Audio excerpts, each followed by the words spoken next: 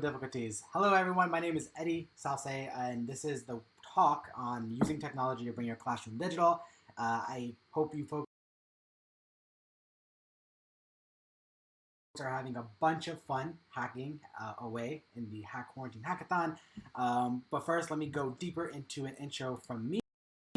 So like I said, my name is Eddie. I'm a customer success manager for Ona Technologies, and I am here because I love to talk about the issues that I can be using or anyone can use using technology, especially in the classroom.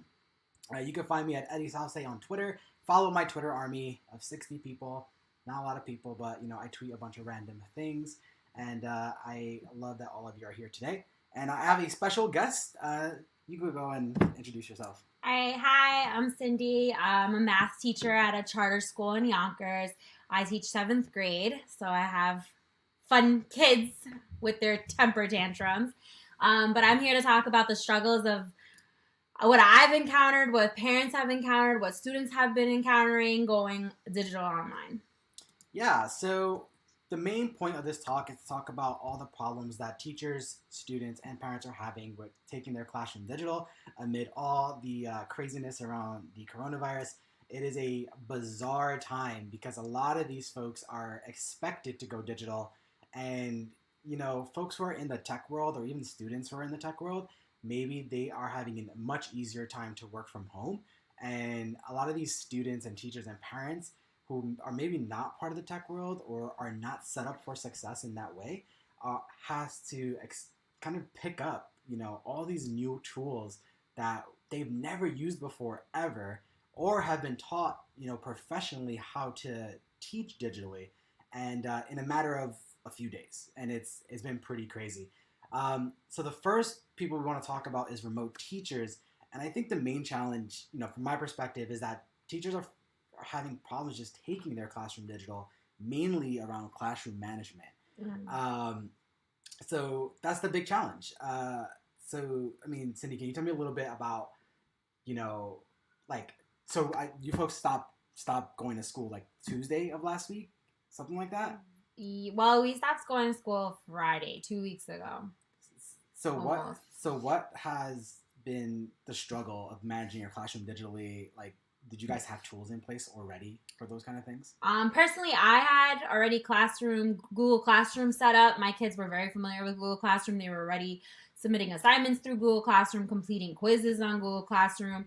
However, there are teachers out there who are brand new to Google Classroom. For example, my sister is a teacher. She had to just set it up on the fly and hope to invite all her kids digitally and online. And I had the luck to have my students sit in front of me and make sure that they're enrolled. But not all teachers have that same Not all teachers have that same transition, no. So I know we sat down and talked about some of the different teachers, and we spoke to a few different teachers. Can you read a little bit? Can you read this quote?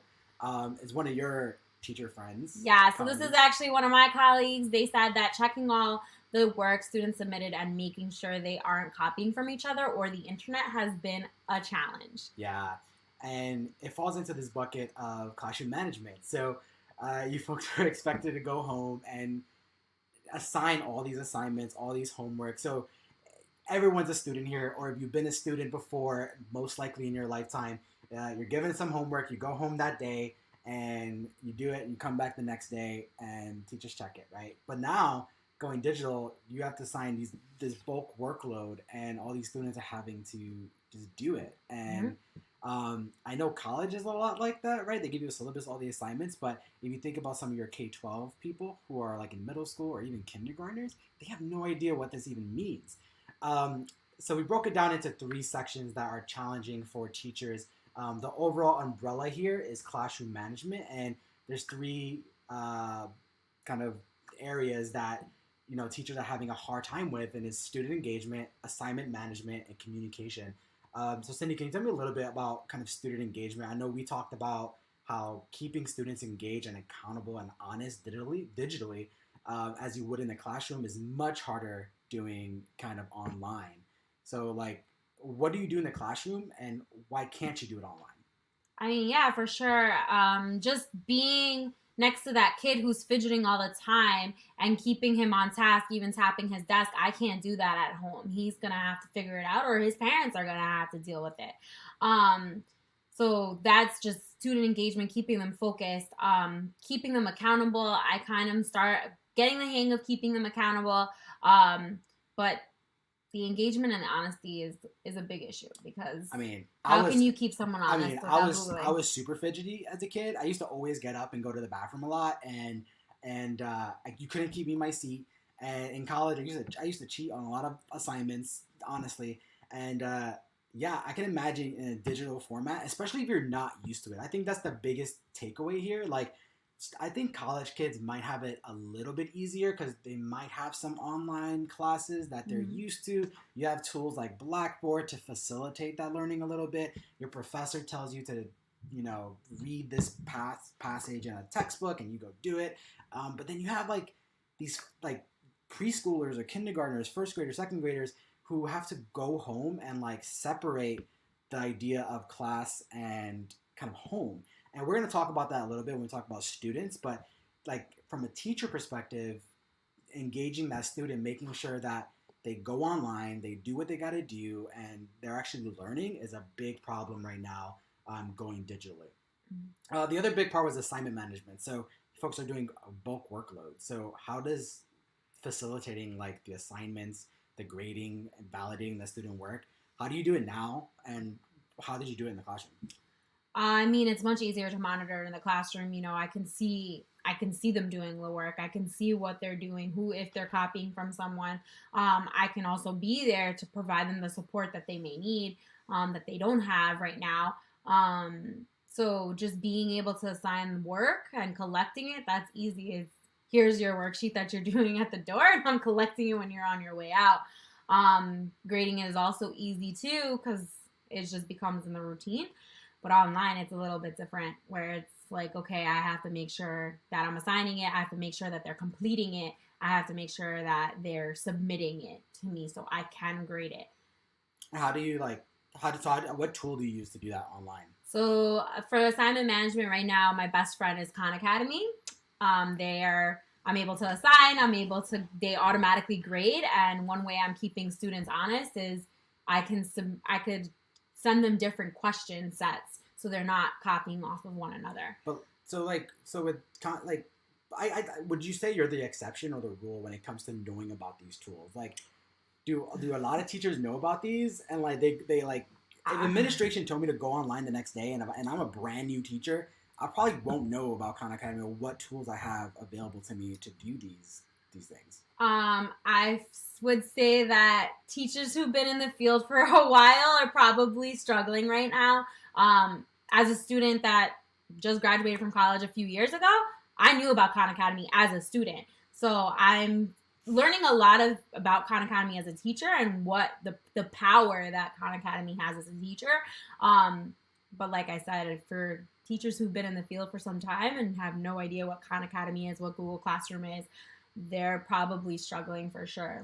Yeah, and I think and that kind of segues into our next problem that we're having right now is communication, not only with just students, but with parents and administrators.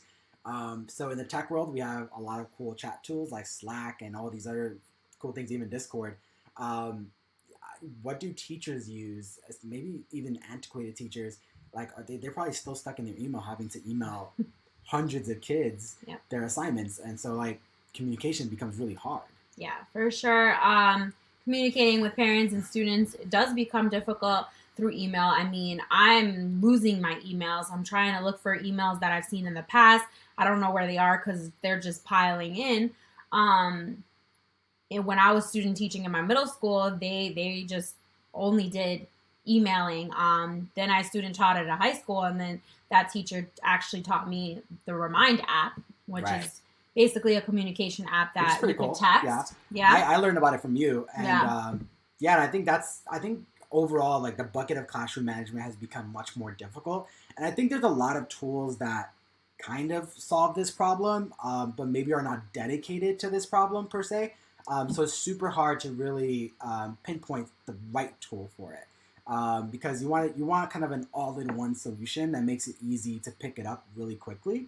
but it's also made for that. Slack is a really good communication tool, but it's built for businesses and probably not built for teachers and parents. Discord, the same way, is built for gamers and community, but probably not built for school. And then Remind is a good one, but it has its own problems. So how do you have this all-in-one management tool to essentially replicate what you have in the classroom and bring it digitally without a drop? And I think that's really hard to do. Yeah. Cool. And then let's talk a little bit about remote parents, because I think the parents are having probably a really big problem right now, right? Because the challenges they're facing is the balance between work and homeschooling. And the big challenge there is that they are also told from work from home, right? And unless you're a work from home mom, a stay at home mom, or you have some sort of flexible job, it's very demanding to have to work from home and also worry about your kid to make sure that they're doing their homework and you're teaching them, their math problems, and some they probably don't even know their math problems or stuff like that, right? That's a really hard problem to solve.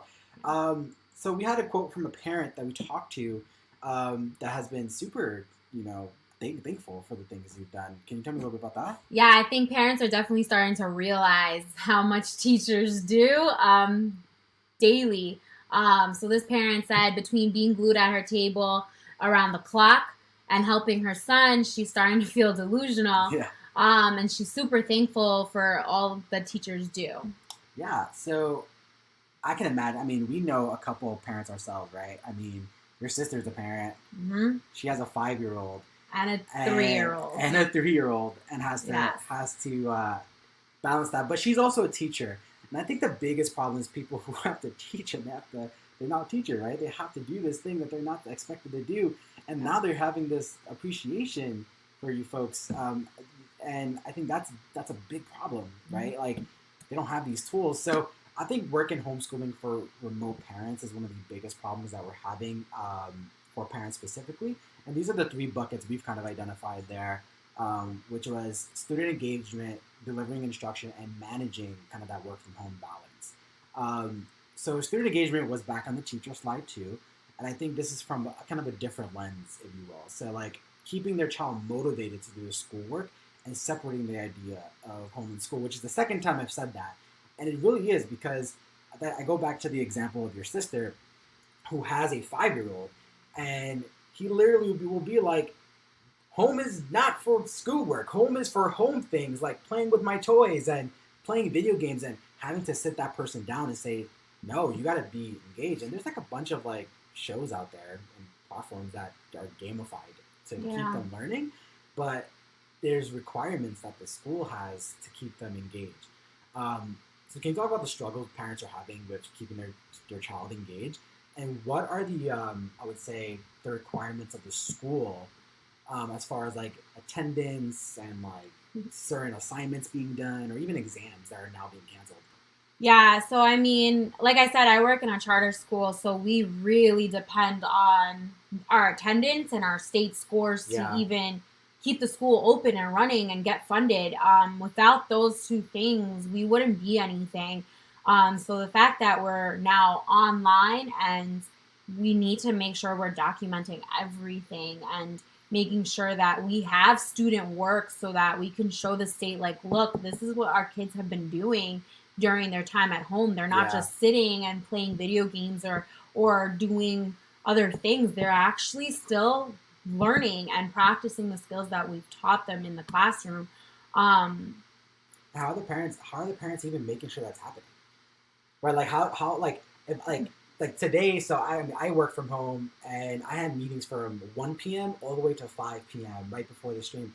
I can imagine if I had a kid, I could not check in on that person and make sure that they're sitting doing their assignment, making sure that they are watching videos, making sure they're doing whatever they need to do. How do you think they're balancing it right now?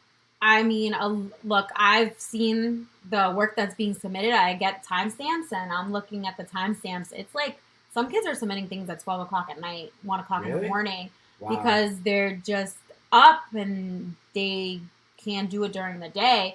A lot of kids are also going to their grandmas or their babysitter because parents are still essential workers and they're still out there working.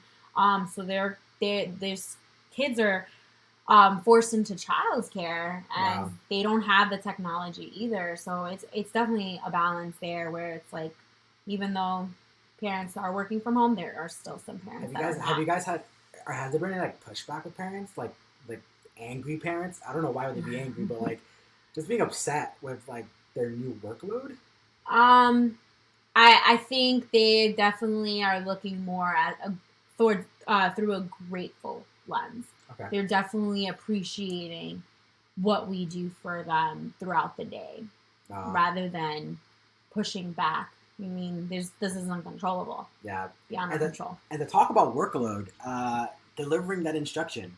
If I had to teach my kid trigonometry, I would not do it. I mean, he would just fail, right? And like that's like ability to deliver those learning materials is like something. While they're not familiar with that content, is crazy. I think this is more relevant. Maybe less of your high school and college, but more about your K-12, your middle school, elementary kids, who are maybe much more handholdy, if you will, because they need to be shown these things. And I think and this is also in the student slide, that lack of having a teacher in front of them to show them and walk them through the steps of a what is it, a quadramatic equation, quadrilateral. I don't even know how to say it. See, Quadratic. There we go. I can't teach.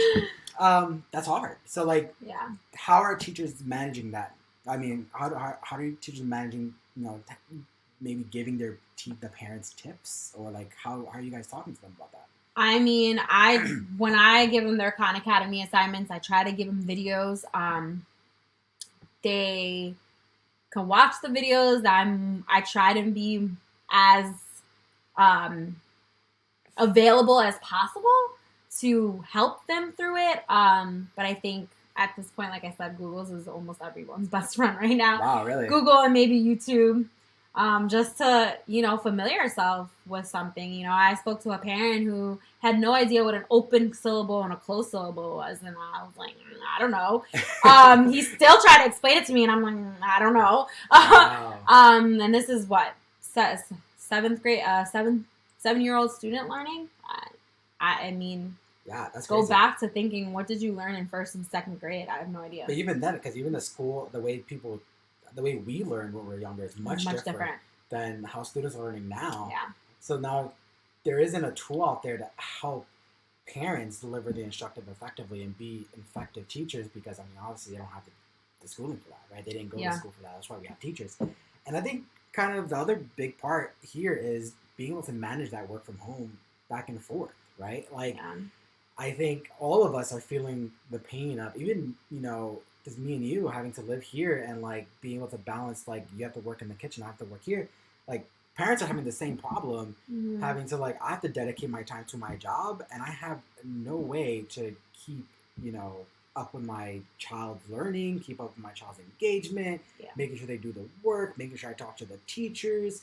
So you told me something really funny, right? You told me that so you use a tool called Remind, and also get Google Classroom, and you had maybe 40 kids or 40 people signed up in the beginning of the year. Yeah. And after a week, how many people would you have signed up? I'm at 109 now. 109 people. Where do they all come from? I have no idea. 60 people came out of nowhere and said that I have to do something to understand how to teach my kid, or making sure that the school goes on, because these kids aren't on a break. No. Right? So, they're not. And I think the biggest thing here, so do you think that there's a tool that someone can build, or that a tool that's currently out there that will help parents, manage this process? I mean, it's going to take a lot of just working together between them and their kid, watching the videos together and seeing if anything, starts jogging their memory out. Oh, I remember that back when I was in school. Yeah.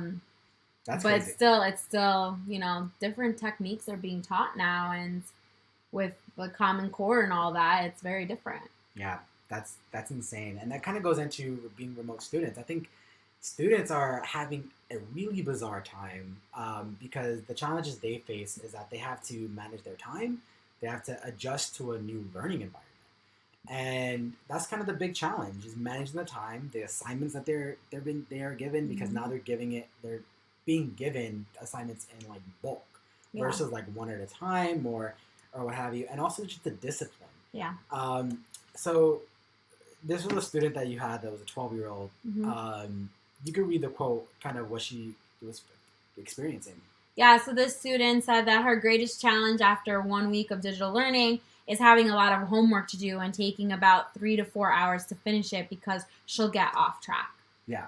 Distracted with whatever's going on at home and her freedom. Yeah, for sure. And I think, so the biggest thing is that they think they're on break. Yeah. Right? They think it's a vacation. They think it's like, okay, well, school's canceled, but matter of fact, school's not canceled. No. School learning is going. Instruction is going. Teachers are in contact with these kids, making sure that they go online. And I think for your school specifically, they're managing attendance and making sure that they check in online too, which I think that's bizarre, right? Because there's this, and I'll mention the term again, we could talk about it a little bit more, the separation of classroom and work, classroom and home. We're just trying to close in that summer slide, that big summer slide where they leave in June and then they come back in September and they don't remember anything that they learned the last year. Wow. So we're just concerned that trying to facilitate that where it's not as a big slide, sort of summer slide. Wow. I like the term summer slide. Yeah. Because when I think of summer slides, I think of water slides. Yeah. But now it's a water slide into me not knowing anything going into the fall. So yeah. I got that. See, so I think the biggest bucket challenge we saw here was time management and kind of working from home. And it was assignment management, student communication, and adjusting to the environment. And so talk about the workload. So what's the difference between like the workload they had when they were in the class versus the workload they have now going digital? So I think it has not really much to do with the workload. I'm saying that I'm being pretty fair on assigning just as much work as I would in class. Right. But the discipline and the monitoring is so much easier in the classroom. I can push them. I can motivate them and engage them and support them and guide them where I can't do that online. So they are complaining about the workload because they are doing work for every class. They would have done it anyway in school. But there are other distractions that they have to navigate through. And I think a 7th grader, a middle schooler, an elementary schooler, their mindset is too mature to organize their work in a way that they can handle it and it doesn't feel overwhelming or stressful. I mean, in college, I still couldn't do it in college, right? And as a college student, I had to be taught time management. I had to be taught how to manage my assignments. Yeah. And now you're expecting this first grader to do it? Yeah. And do what? Like, no, I'm not going to do it, right? And and then you touch on a good point, like distractions in other home. Because I'll tell you right now, if I'm working from home and I see my bed, it tells me nap time, right? And the same thing when you're a student, it's like I see my video games, like I'll take a break for 30 minutes and I'll get back to that. I'll turn into an hour, equation, right? Like that's how it is. And so the next thing is like student communication, and I know we went back and forth on this a little bit, and it's kind of the lack of a physical teacher in front of them. So the way I learn is I need someone in front of me to tell me exactly. I don't want to watch a video. I don't want some fancy, learning management system with checkboxes and inputs and stuff. I want a physical person writing on a whiteboard telling me how to answer an equation, and to facilitate my learning, and also the social interactions between talking to my buddy and or going to lunch. Like I'm losing that too. And I kind of said this before. I touched on it. There's tools to do that. There's communication tools like Slack, Discord, even Hangouts. That will help kids talk to each other. But what are your students facing from or experiencing kind of the lack of a physical teacher? Like, what do you think that's impacting? I mean, it's definitely impacting them. I'm a very constructivist teacher where it's student-led, mostly student-led, where they're learning through their group members. And I mean, I have 28 kids in my classroom. That's 28 different ideas, 28 different learning styles.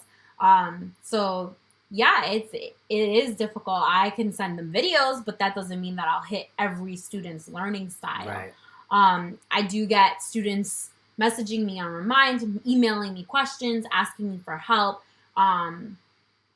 but the lack of a teacher being in front of them, again, to not only facilitate that learning, but to keep them engaged, keep them motivated, and keep them focused is It's definitely, Yeah, I think that's the struggle. most. I think this one is like the most obvious to me. Mm-hmm. Like this one and the third one. Like this one is like, you tell me to go digital. Like my teacher's not there anymore, right? Yeah. And that lack of a physical teacher, like I lose the lack of, I don't know what to call it. Connection. Almost like the urgency. Almost like there's something about having this authoritative figure in front of me that makes me want to do my work, right? Like this teacher's watching me. Like I have to do this, or I'm gonna get in trouble, or something's gonna happen. She's gonna call my parents.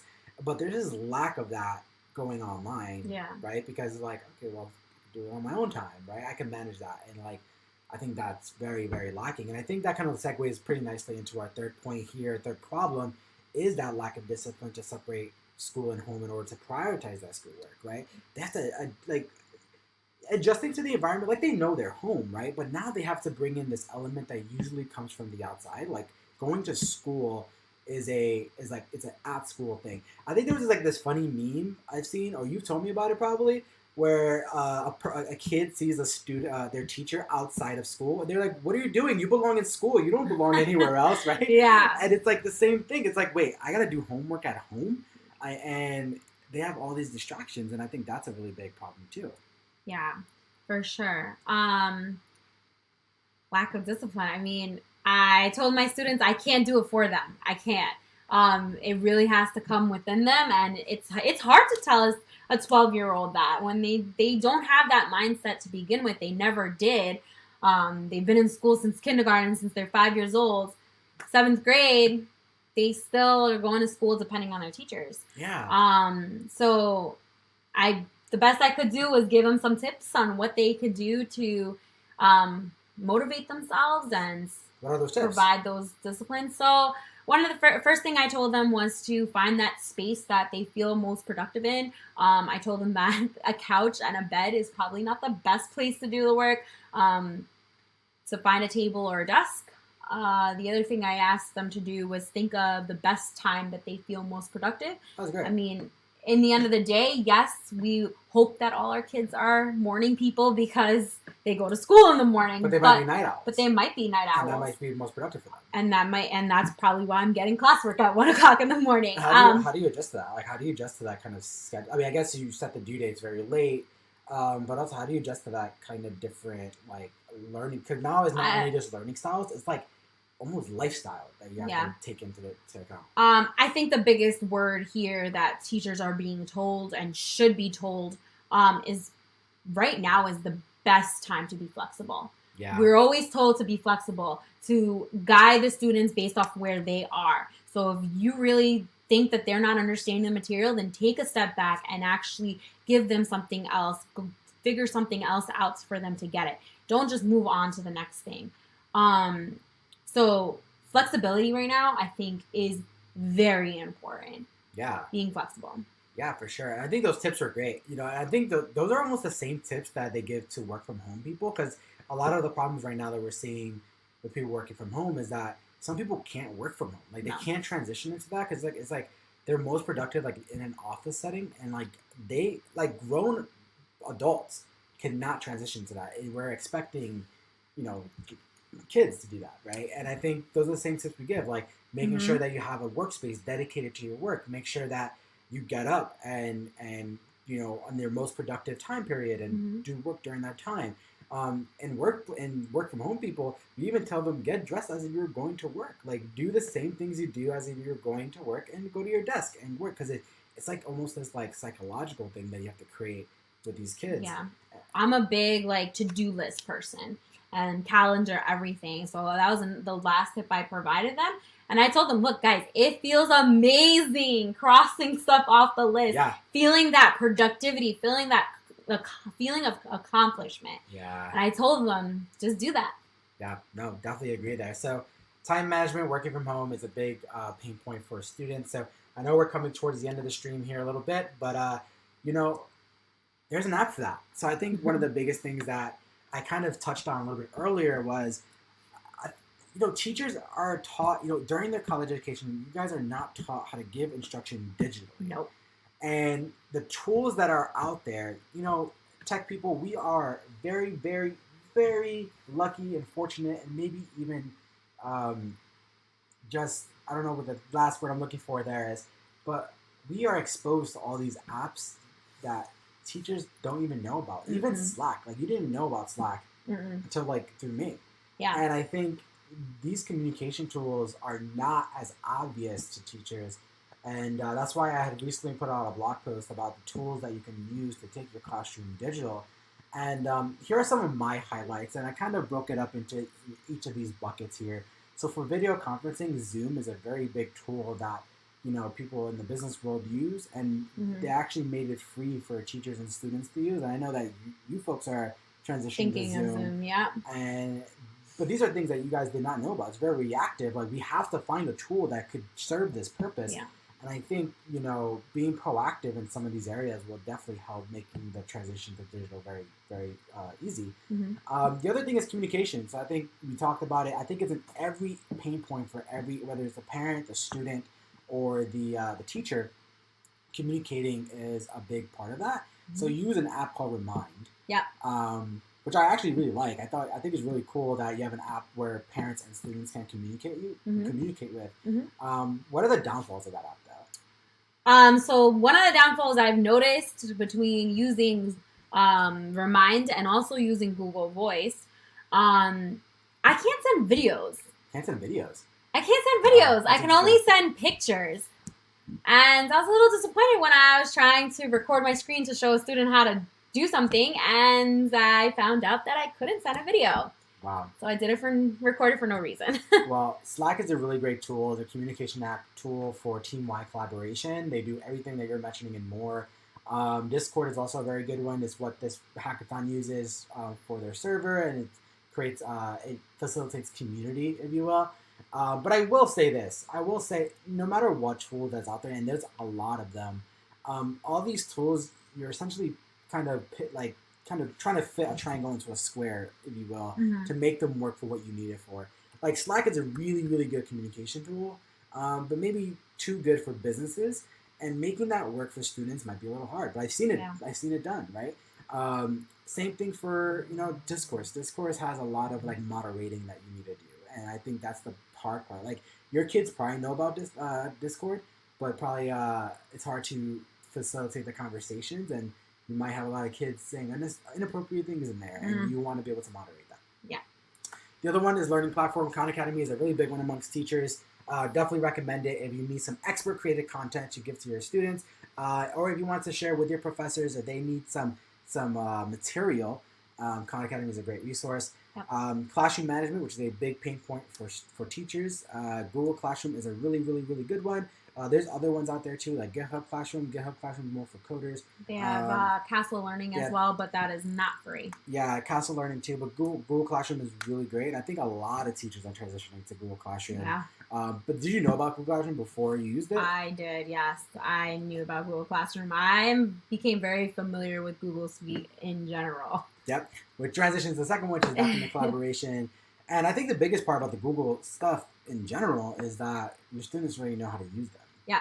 Yeah. So look at those tools, put a part of your tool belt if you're taking your classroom digital, or if your professor has to find a way to take your classroom digital, definitely check those out. And the last one I put here was Screencast-O-Matic. So I don't know if you've heard of it, but it's a video creation tool. So if you need to create videos like you were mentioning, to do anything, use Screencast. And for hosting, I didn't put it on here, but YouTube and Twitch. Twitch is what we're on right now to stream live lessons. You can definitely check that out. And also YouTube, also put your lessons on there if your kids need to do that. It is a lift for teachers to do that, but check it out. But I will say, folks, if you are building something out there, especially if you're in the remote learning track, think about how you can make digital classroom learning easier. Think about the tools that are currently out there. Why do they not work? Why do they do work?